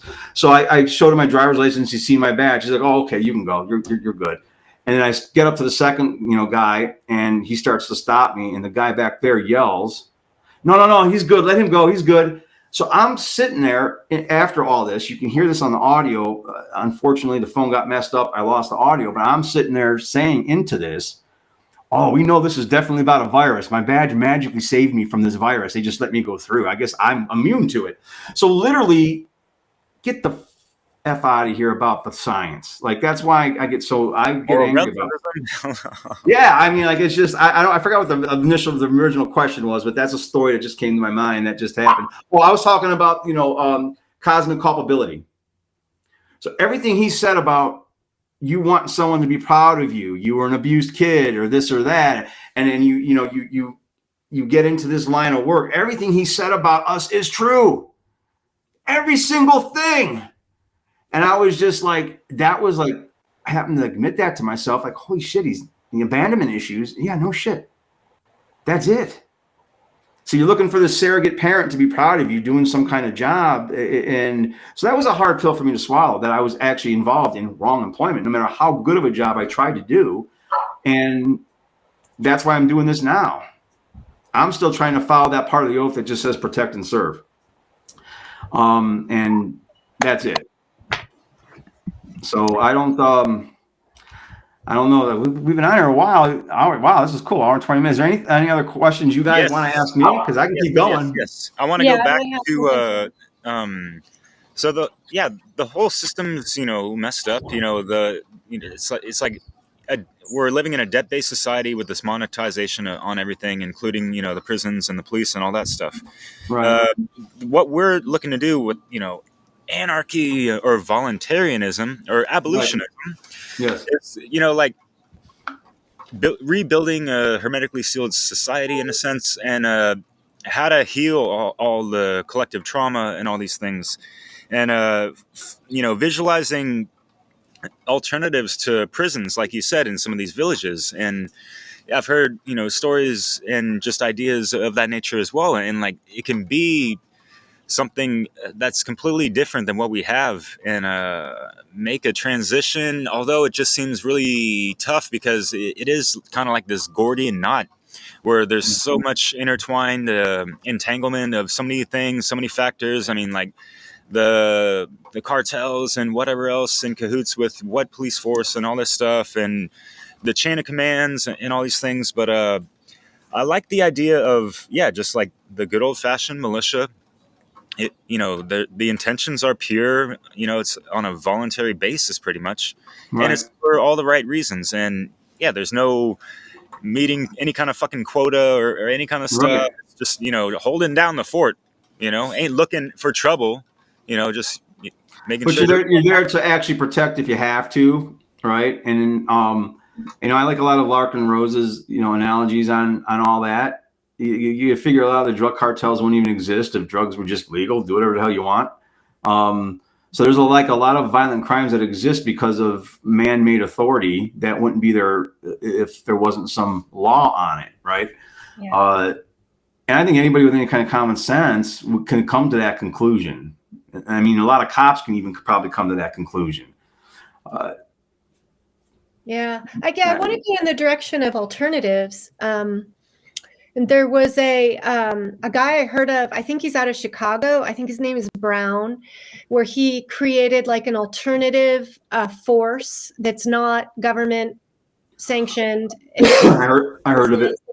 Where people, instead of calling the police, can call his company, and he'll send out folks to deal with a situation, whether like domestic violence or whatever. And it's like a private police force that's not public. And only thing that I'm leery of is because I see this repeated pattern throughout all of like human history that just keeps happening, is if we try to fix a problem from the same level of consciousness that created it, we end up full circle again. So I can see that private police force turning into a bunch of thugs too, if they're not, so it might be a temporarily better. I think it would be better if something was happening and all the neighbors got together and said, hey, what the F's going on here? Mm-hmm. You know, if people, you know, we're committed to, because I know we all want our own autonomy, right? But we also need community. And if you live in tight communities, your community can take care of stuff like that, I would think, eventually, especially if we all get to that higher consciousness level, which they don't seem to want us to do. Mm-hmm. You know, but I think we could do it. We're heading in that direction. There's a lot of people waking up today. There's a lot of people being born today that have special abilities. There's a lot of I like to see a little more connectedness within the community and more in-person meetings and stuff like that, and more get-togethers. Like I've got a team around here of people. Mm-hmm. Okay, but maybe there could be a team here, a team here, a team here, and then you have a regional team. Yes. Okay, then a region. So it becomes an oligarchical system of anarchy where we can get together when we need to, and we would have more people that were statists on our side than you'll think when it comes right down to authoritarians stepping in and trying to, you know, do what they're going to do or try to do what they're going to do. I don't think they're going to win. I've heard other people say this. They're not going to win. But if it gets to that point, if we can't convince people through peaceful conversations and just, you know, I like Larkin Rose's, what he has with the questions he'll ask statists and how he does it. He gets them laughing at themselves. If you can do it that way, man, that's the best way you can possibly do it. Mm-hmm. But again, I'll give you, for instance, one of my yoga teachers, I'm not going to say no names, but didn't like what I was posting. And I basically was triggering this person. And because they're very far left wing. So everything I was posting was triggering to them. And I finally made a heartfelt post that I knew would get to, it was like a heart share post about the whole thing. And how it breaks my heart that people don't understand what true freedom is. Mm-hmm. And I would have to go back and look up the post. I write better than I talk sometimes, actually all the time. But she sent me an inbox and was like, okay, that's good. Now just let it sit and let people make a decision. And I was able to let it sit for like until the next day, and I'm back at it because we are getting bombarded 24/7 by the thing that tells lies to our vision on the television. Is $1 billion, propaganda machine. You want me just to state my opinion on how this is all BS once and let people make up their mind? So I was, after a couple more days of posting what I consider to be truth, or, hey, think about this. And they're taking it as I'm against their, religious God, their political, religious, whatever. And then they unfriended me. Well, that's cool. I believe in free association. So you unfriended me. But like in my mind, people like that are not, she's a good person. And I think a lot of people on the left mean well, but you can't give stuff to people by stealing it from other people. It's flawed. Yeah. It's against natural law. You're stealing it's flawed. Okay. Robin Hood is cool, but it didn't really happen the way you think it happened. You can't steal from the poor to give to the poor. That's basically what they're doing. But I think some of them got good intentions. They're just not, I don't think they're thinking correctly. I think the social engineering that we're hit with, they make everyone think in terms of blue and red, Republican, Demopublican, Republican, they're all the same to me.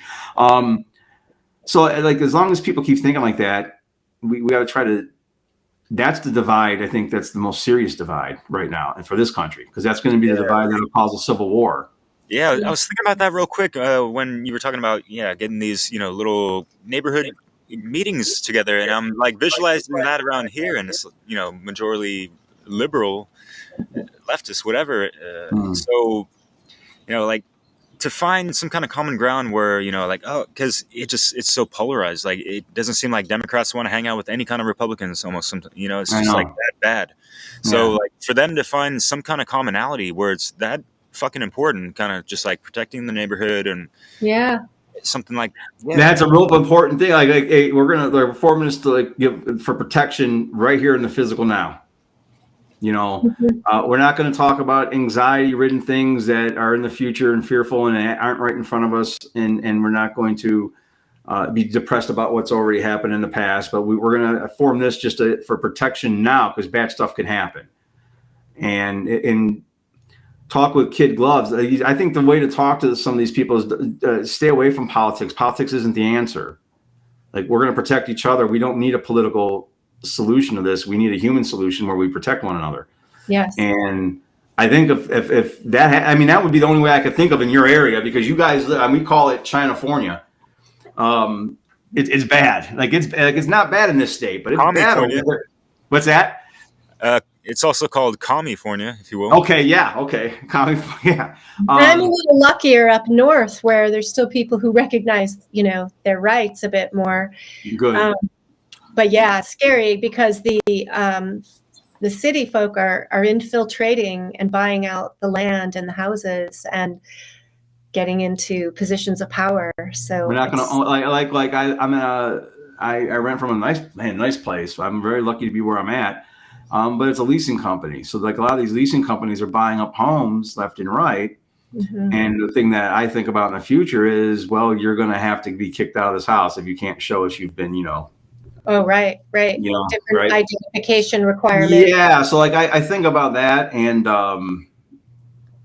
there's some scary stuff. I wouldn't blow smoke up anyone's ass. This is some scary times we're living in.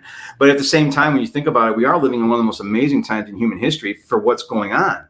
Yes. We chose, our souls decided, hey, this is our soul mission. We're here for now. Yeah.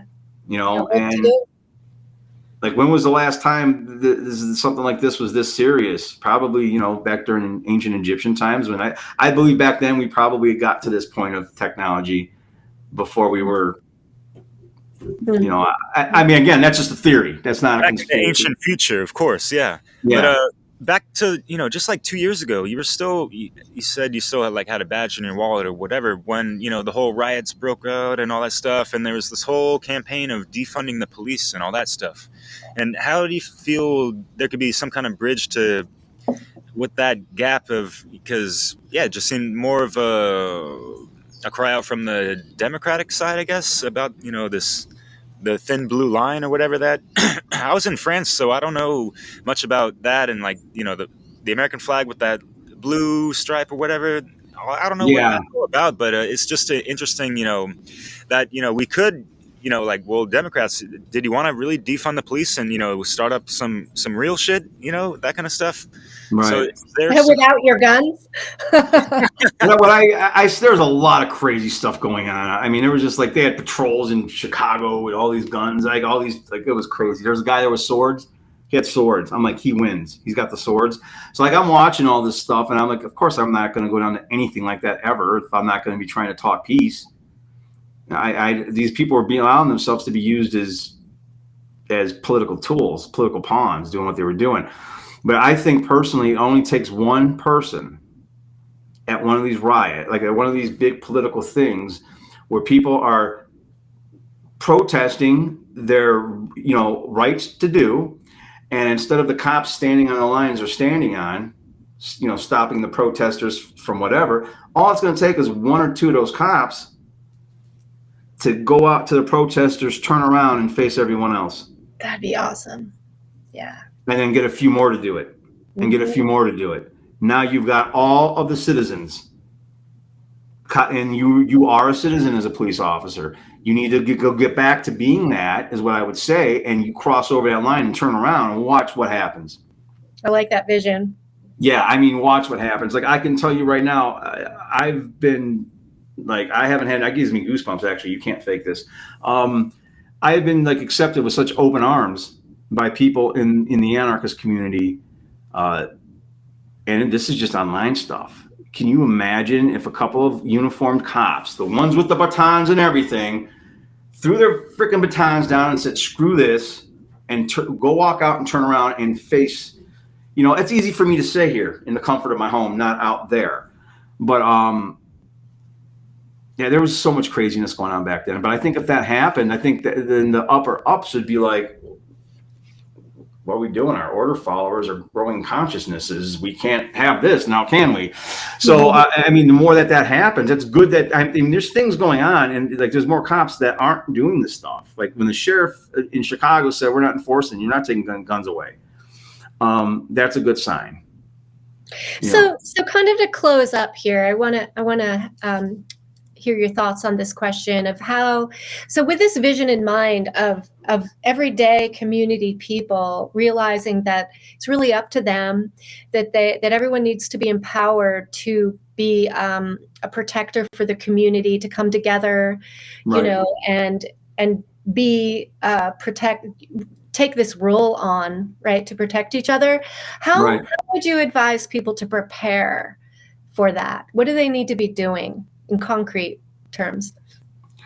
Well, in concrete terms, like how I would be prepped, I'm kind of a prepper anyway, but how I would be prepped is, well, first off, there needs to be communication. You should have like a monthly meeting or something. So there'd be some type of communication. And then how do we get a hold of each other if we need to get a hold of each other? So what are our ways of communicating? What are our ways of communicating? Where is there a meeting point if the electricity goes down and the internet goes out? You know, we'll all be in this one spot within an hour or 2 hours. You know, have a time frame where you're going to meet and what's going to happen when all of a sudden there is no communication. So that needs to be done ahead of time so you have a place to meet, right? And then it just starts out from there as far as what you would do to, you know, everyone brings their own special skill set to that type of a group. And then it is about protecting each other. And, yeah, as far as like doing it in an open community, they have town hall meetings. You can go engage in the town hall meetings and try to do it in a peaceful way where we're all, you know, you're engaging the people who are the mayor and the city council or whatever. You're engaging them in a way where you're human beings. You're not government. We're going to just talk.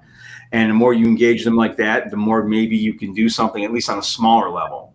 But what I've seen coming up is as it trickled down, everyone just listened. So eventually you have to actually have your own circle, like Derek Bros does with the Freedom Cells. The Freedom Cells. Now,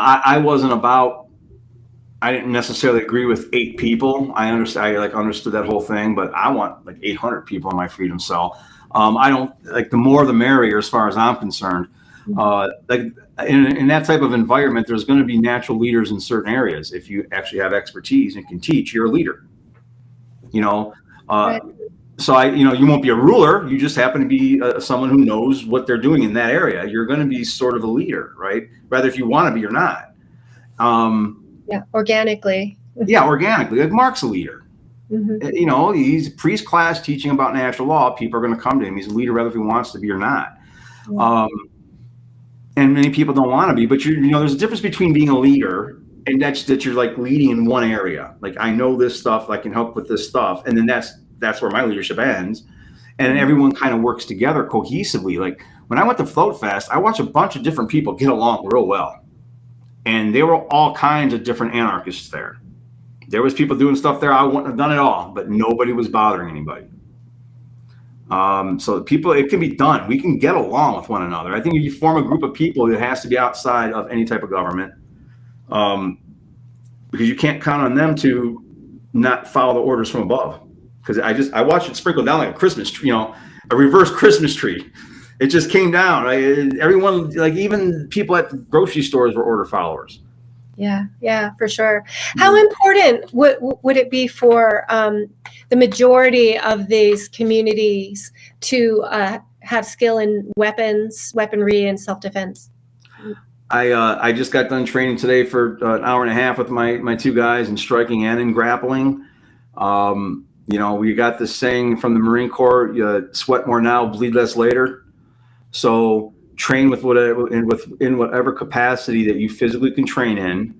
And I suggest being good at all ranges of fighting. And I talk about this in Violence and Ego also. Fighting is all about ranges. You got kicking range, you got punching range, you got grappling range, and you got the rifle and pistol range. You got the stick range, you got the knife range. So like, you should be trained as possible in all that stuff, be healthy as possible. I have different kinds of, tools that you can use to protect yourself. And I like to call them tools. I don't like to call them weapons. Yeah, I like that.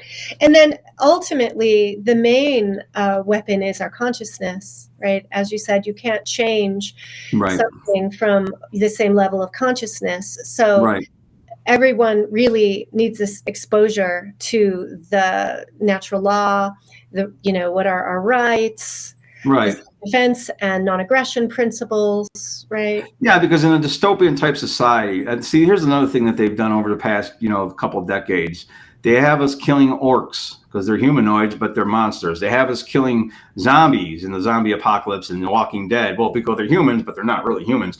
So they try to dehumanize the other side, and they keep you fighting. And I think in that type of thing, you have to get a group of people to realize, we're not going to just go around and take people's stuff and murder people. Mm-hmm. We're going to have higher consciousness, protect each other, not do that, try to help each other, to bring somebody in, but be ready to defend yourself if others are going to come around doing that, because there's a lot of people I've talked to who think that's what they're going to go do. Well, if this shit hits the fan, I'm just going to steal what I need, do this, and do that. And I told them two things. One, it ain't going to end well for you if you think you're going to start stealing and it's going to be good for you. It's not going to end well for you. That's the first thing. And two, you need to already have some stuff and already be in a certain kind of situation, because when that stuff, if it breaks out real bad, it's too late if you're not already where you're at. Like I went out and got a Jeep that can go off road. I didn't want to wait and just go, let me go see if I can steal a Jeep.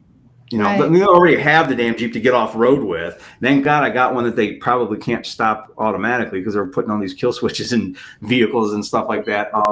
Another part of preparation for a variety of situations that we can't really predict, but it's better to think ahead and be prepared for. Have it and not need it, better than need it, not have it. Like I have a couple months worth. I live in Cleveland. It's 14 degrees out. I have a couple months worth of heat if the electricity goes out through, propane tanks and stuff like that. So I would be able to sit tight. I got a couple months worth of food, a couple months worth of water. I shouldn't be putting this out there. We're going to go to Dan's house and steal his shit. Here's what I will tell you. If the electricity goes out and you do got a little generator, keep your house dark. Mm-hmm. Use that, like light a candle so someone knows, there's a candle, they're there, but they don't really have nothing. Use the generator for other things. If your house is all lit up and all the other houses are dark, it's not a good idea. People it's like a welcome invitation. Here's something I used to teach when I would teach self-defense classes, and you seem like a very kind, caring, beautiful woman. You're only about 13 meals away from turning into an animal. Mm-hmm. And that's what I would have to tell people. So when stuff hits the fan, higher consciousness is going to be the only thing that's going to bring us back and save any of us, to be honest. It's a great point. Yeah. I think prepping and talking about it is one thing and everything. And I'm, listening and thinking and visualizing, because actually training, with the understanding the ranges of all the tools and all that stuff. But, getting together and having some runs with people, having these meetings and okay, we're going to set an event and, we're going to pretend, there's the shit hits the fan, it's not the apocalyptine of, the unveiling of what. No, you're like right on. You're right on. You're drilling it. You're practicing it. Yeah, and that's just going to build more unity within the community, and just like that, repetition and building up camaraderie and camaraderie. You know what I mean? Yeah. So absolutely. Not to dwell on the whole prepping stuff. I want to get back to the whole subject, and just to come full circle. And it's really interesting what you mentioned with police officers being ashamed and not being able to get the proper help and healing. And it's folks like Leslie and I, we didn't, we weren't in any kind of thing. We didn't have those types of traumas or whatever, but, we still sought for higher learning and some kind of mentorship through, something called the Blue Flame Healing Arts and Occult Sciences, because, studying the occult and the hidden laws of the universe and all that is for, it's, you gotta be somewhat adept to get to that level. But, as far as people on the ground level that are just struggling on a day-to-day basis with their jobs, I'm speaking to law enforcers kind of directly. there are people in the gems, like you mentioned, like Leslie. You can reach out to her. You know, this is You what can find somebody. Yeah, you can find somebody. legitimate, without the drugs, without the big pharma backing them. There's no, extra premium bonuses for these types of people because they're not fucking with the pharma stuff, so they're not getting kickbacks of that crap, and they're not kicking your ass psychologically and physically. Right. Effects and not staying isolated. Effects, and that's what I would also tell police officers is to reach out and I know a lot of y'all, because I was one of you. Sometimes you don't want to hang out with anyone who doesn't understand your whatever. You won't see a lot of combat vets talk about their stuff with anyone unless they're another combat vet. I got them to open up to me because I've at least been shot at. I've been in some chaotic incidences, and I was able to speak military at least. Mm-hmm. So they got to feel like they can have somebody to relate to. And I'm going to tell you, like I would just say to any officer out there are people out here, like the two people I'm talking to right now, who have empathy, will listen to you, will help. And, don't be afraid to go get help, and don't be afraid to leave the job. I mean, really, I love how it's been put. Mark's put it this way a couple times. The universe will come to your aid. Mm-hmm. It came to mind. I'm completely blessed. So for all my griping and bitching on Facebook, I am blessed. Trust me. I get up every morning and I'm blessed. And I say aloud, I am blessed, because it's very easy to get cynical. And for anybody, especially a guy like me, I was a cop for a long time, so it's very easy for me to get cynical. But, I ate some humble pie back in 2012. It was concrete flavored. Yeah. And, I ate some more humble pie, and the universe kept feeding me humble pie. So I finally got a little humble. And, it's funny how that works. And I think that could work with all officers, actually. If you realize if you're pissed at politicians, there's a reason why you are, because they're doing stuff that's bad. And I'm not delineating between which party. And if they're going to hand down orders to you that are immoral, just don't do them. If you leave the job, do whatever you need to do to get out of that line of work, or just don't follow the orders. Yeah. Like, just say no. Yeah. I love it. The magic word. Yeah. That magic forgotten word, no. And then like being able to admit you were wrong or say sorry or anything like that, that's going to bring, officers never want to show vulnerability. We got to be real tough. We can't show our heart. We can't, you got to be real tough. I found out things started opening for me when I did start showing vulnerability. Yeah. Yeah. Being human and connecting with people, like you said, in real person. Yeah. Right. Not online, not on Facebook, not on porn sites, not on any of this stuff that is really easy to make disconnection easier. Yeah. To make disconnection more, just easier.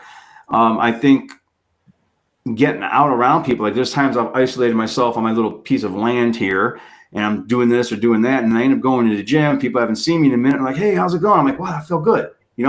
I went to Florida a couple of years ago, and I'd gone a long time without touch. The kind of marriage problems I had, stuff like that. There was just a lot of no human touch. So I'm in Florida training for about 3 weeks, and I'm like, I need to go find some jujitsu. So I went and found a jujitsu class. And after 2 hours of training in a jiu-jitsu class, and people were trying to choke me and break my limbs and this stuff and that stuff, and it's just play, but it's violent play. I go back and I'm back at my little place where I was staying there for my little sabbatical journey of training and reading and studying, and I felt like, wow, holy cow! I just had a very human need met. Mm-hmm. Touch. And they were choking me. This isn't sexual. They were trying to break something on me, and it's like, wow. It made me realize we do need connection, man. We are definitely social animals. So like every ego grows back. I got to constantly remind myself or constantly remember things, lessons I've already learned. I think that's normal. Because just this week I was by myself for several days. And then when I went to the gym, I was like, yeah, I need to get out more. Like every day, get out until they told me I can't no more. That's another thing. Cops want to they'll go to work, come home, drink. Go to work, come home, drink. That's not healthy. Right. That's not healthy. I so appreciate your joining us here, Dan. And I find this talking to you fascinating. I could keep talking and hearing stories, and Maybe one of these days we can all get together around a bonfire, and I'll tell you guys a bunch of stories that I wouldn't talk about on a podcast. Yeah, that would be wonderful. Yeah, I kind of look forward to those days of like traveling and connecting more and more in person with folks. But yeah, I want to applaud you for the work you're doing and for the courage that it takes to come out and share the perspective that you have. And thank you. Thank you. I appreciate it. And I thank you guys for the work you guys have done. I've watched everyone's work at one point or another. So I've seen all your guys' stuff. Everyone teaches something different, man. So it's like you get a different angle from everybody. And even if you get a little bit of the same angle, it's okay. Because I know some people have told me that, I sound like Mark sometimes because I'm pissed and I swear. We all should be sounding like him. But I can kind of get it where everyone's got their own little thing. I dig the whole concept of having the One Great Work Network where you can learn these different areas of natural law from different people in different ways. And like I've listened to Will Keller, and he'll teach everything Mark teaches just in a very different way. Logan Hart also did a really nice one back in May of 2021, I think, on Hermetic Principles. I thought was awesome. So like you see these different people, come together with different things. You got clinical experience. So you're helping people through natural law that way. You got really occult experience. There's another guy seen on there who's doing tarot. I do tarot. I read tarot cards, and I'm a sniper. So, wow, how can that be? It's amazing. You can't do both those things. Shame on you. But yeah, that's what regular people do. We do different things. Yeah, you're integrating the different parts of yourself. Yes, it's exactly what it is. It's integration. Yeah. Exactly. Yeah, that's awesome. Well, thanks again. One more plug for your work, and I want to encourage people to look you up on your website and read your books. Okay, the website is spiritualanarchist93.com. And my latest book is Rise from Darkness, Who Are They? It was definitely heavily, a lot of the stuff I put in there about natural law, I directly quoted Mark and thanked him in the book for it. It's out for free on my Facebook, or not on my Facebook, on my website. You can read it for free, download it for free. If you want to buy it, buy it from Amazon. Maybe they'll give me the royalty. I think they've robbed me on royalties already. In fact, I know they have. But and then the other one is Violence and Ego, and it's really more applicable today than I thought it was going to be. When I first wrote it back in 2016, unfortunately. And it's a smaller read, but it's got a lot of good tactical stuff in there, what to do during an active shooting and stuff like that. But yeah, that's it. Thank you so much. We'll look forward to running into you again. Cool. It was good talking to you guys. Thank you. Yeah, Dan. Thank you so much, brother. All right, thanks to all the listeners. Yep. Thank you. Spread the word. Spread these videos. Definitely. All right. I'll talk to you guys on Facebook. Okay. Yeah. Bye, Dan. Thanks for not unfriending me yet. All right. Talk to you later. Bye.